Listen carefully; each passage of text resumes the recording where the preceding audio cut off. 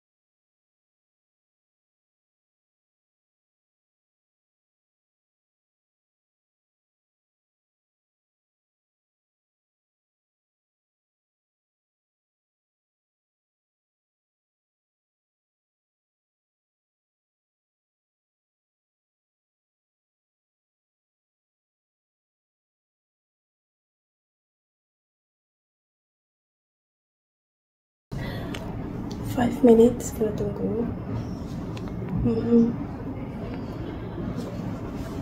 Mak bubuk.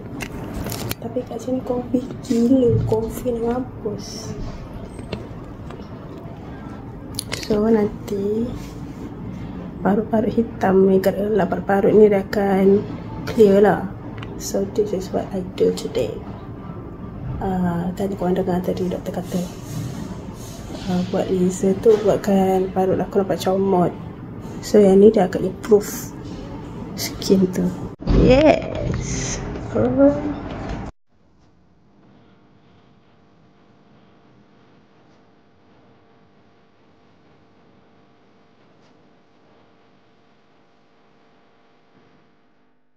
Doktor 5 hari ni, lepas tu baru pakai. Sekarang tak pakai lagi lah. Alright. 5 hari baru boleh pakai. Okay. Lepas tu kita nak set untuk 4 weeks dalam 1 hari bulan 9. Satu.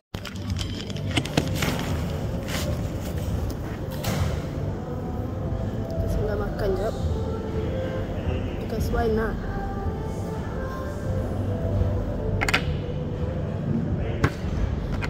Sebelah je, nama dia Santapan Wangi.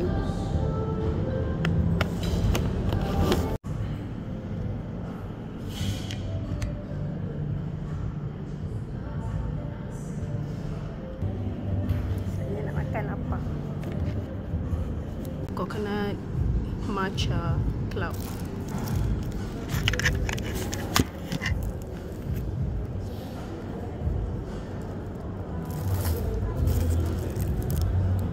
Dia ada coconut betul eh.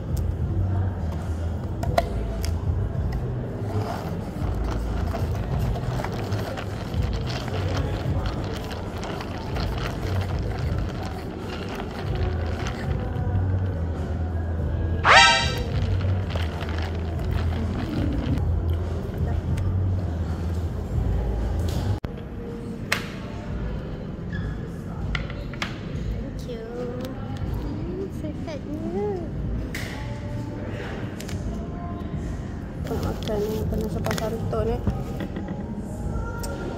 Ayam ni macam ayam ni macam banyak kekah.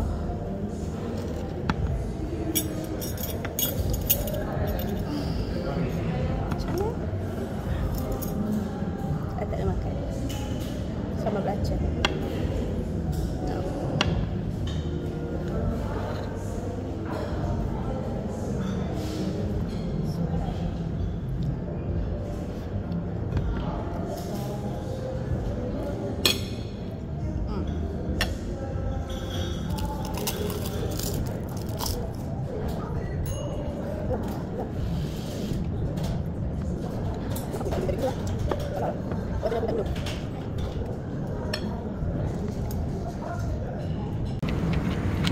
Dah settle makan, facial pun dah. Ayolah kita pulang. Settle sudah perjalanan treatment kita pada hari ini. So nanti aku akan update lagi skin condition macam mana. Sebab kali ni aku tak buat laser yang deep scar, which is CO2 fractional tu. So aku buat kali ni just untuk improve skin tone. Sebab itulah, sebab tadi korang dengar kan Dr. Diana cakap kalau buat deep scar dia comot, muka kau comot. Faham tak? Jadilah downtime yang orang tak suka, orang tak nak. So sebabkan deep scar aku pun dah tak dalam sangat, so aku kali ni aku buat untuk treat balik scar-scar yang comot-comot tu. Faham tak? Percaya ada. Itulah. So kali ni kita buat yang chemical peel dengan pico laser sahaja. So tak teruk sangat. So itu saja untuk video kali ni. InsyaAllah kita akan jumpa di dalam video yang seterusnya. Jumpa lagi everybody. Jangan lupa like, subscribe channel ini. Alright. Untuk aku produce lebih banyak video lagi lepas ni. Okay, bye.